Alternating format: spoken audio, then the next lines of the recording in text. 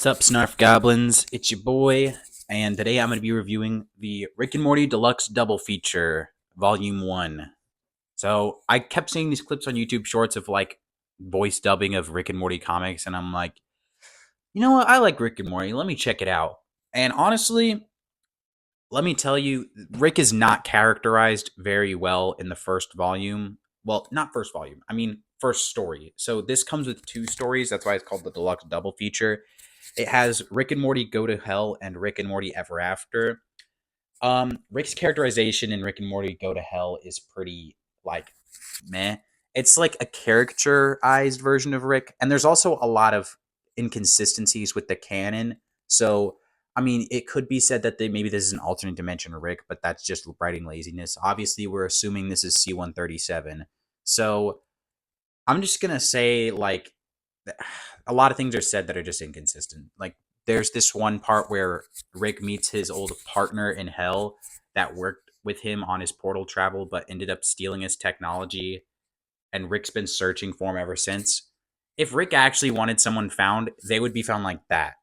This guy would have to be like a super genius to not be found. So that's it. There's just stuff like that riddled all throughout the story, honestly. But in the second story, I feel like the writing improves a lot and the characterization improves a lot more in tune with like what the show is.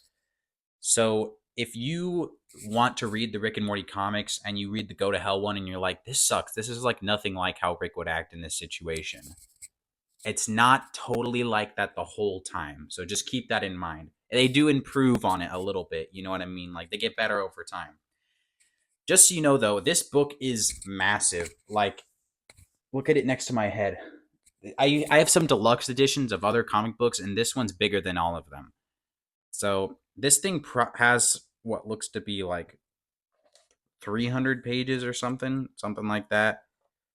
And it was honestly all right. If you want to read sort of like Elseworld stories of Rick and Morty, not like connected to the canon, then this would honestly be for you. I feel like Ever After is definitely the better story. I will probably be picking up the second volume because I did like this, but the second story was just way better.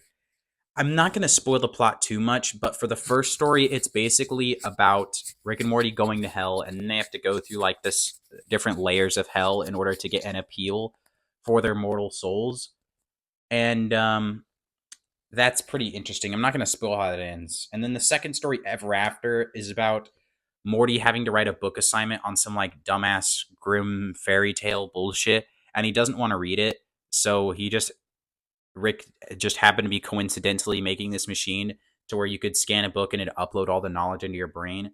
So Morty ends up wanting to do that with himself, but he ends up messing up some buttons and stuff. So he accidentally transports him and Rick into like a weird psychosis esque state where they're both in a shared coma dream world based on the fairy tales, and they got to figure out how to get out. It's pretty interesting. So if you're a Rick and Morty fan, then you'd probably like the comics. That's all I really got to say. Rick and Morty in the most recent seasons, low key kind of fell off, but it's still a decent show, just not the same as season 1 through 3. If you want to hear my personal take on it, but yeah, overall, I give this Rick and Morty deluxe double feature.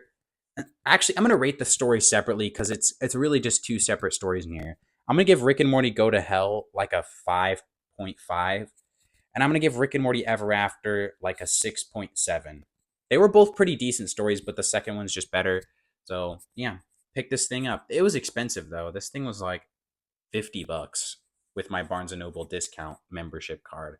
So yeah, I'm pretty just so you know, if you want any recommendations for like websites to buy comics cheaper, you got like in stock trades, cheapgraphicnovels.com. Those are the ones I use. Organic price books. So I mean, if you love comic books and you're fine ordering them online, they also pack shit really well. Like it never comes in damage. So unlike buying stuff on Amazon, but that's a story for those are stories for other videos. That was the end of the review. See ya.